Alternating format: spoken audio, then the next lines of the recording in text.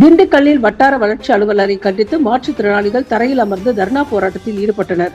ஒவ்வொரு மாதமும் 2வது செவ்வாய்க்கிழமைகளில் 100 நாள் வேலைவாய்ப்பு திட்டத்தில் பங்கேற்கும் மாற்றுத்திறனாளிகளுக்கான குறைதீர் கூட்டம் அந்தந்த வட்டார வளர்ச்சி அலுவலகங்களில் நடைபெறுவது வழக்கம். அந்த வகையில் இன்று திண்டுக்கல் ஊராட்சி ஒன்றிய அலுவலகத்தில் மாற்றுத்திறனாளிகளுக்கான குறைதீர் கூட்டமானது நடைபெற்றது. இந்த கூட்டம் வட்டார வளர்ச்சி அலுவலர் தலைமையில் நடைபெற வேண்டும் என்ற விதிமுறை உள்ளதாக கூறப்படுகிறது. ஆனால் பெரும்பாலான ஊராட்சி ஒன்றிய அலுவலகங்களில் வட்டார வளர்ச்சி அலுவலர்கள் இந்த கூட்டத்தில் பங்கேற்காமல் புறக்கணித்து வருவதாக புகார் எழுந்துள்ளது. இதற்கிடையே இன்று நடைபெற்ற கூட்டத்திற்கும் வட்டார வளர்ச்சி அலுவலர் வராத காரணத்தினால் அவரை கண்டித்து அனைத்து வகை மாற்றுத்திறனாளிகள் ஊராட்சி ஒன்றிய அலுவலகம் முன்பு தரையில் அமர்ந்து தர்ணா போராட்டத்தில் ஈடுபட்டனர்.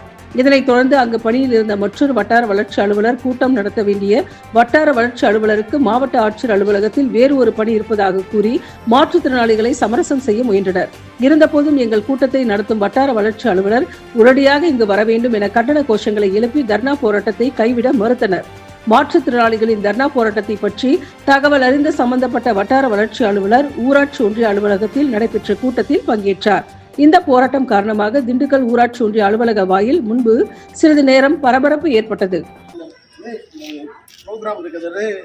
உங்களுக்கு தெரியாது, தெரிஞ்சவங்களும் வாங்க சார், வந்து என்னன்னு பேசிக்கலாம் சார். உங்களுக்கு ட்ரெயினிங் போட்டு உங்களுக்கு இன்ஸ்ட்ரக்ஷன் கொடுத்தாங்களா சார்? உங்களுக்கு தகவல் தெரியுமா தெரியாது சார்? இன்னைக்கு கூட்டம் நடக்குது, தகவல் தெரியுமா தெரியாது தோழர். இவருக்கு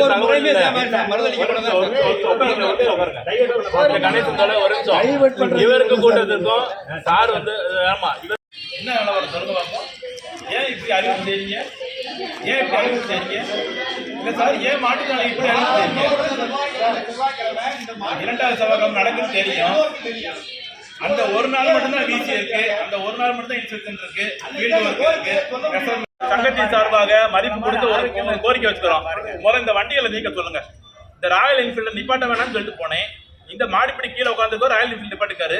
மாற்றுத்திறனாளிகளுக்கான ரேம்ப் யாருக்கு போட்டிருக்கு? உங்க ராயல் என்ஃபீல்டு நிப்பாட்டுறக்கா போட்டுருக்கு? நான் கேட்கறேன். நான் எவ்வளவு பேர் வந்திருக்காங்க?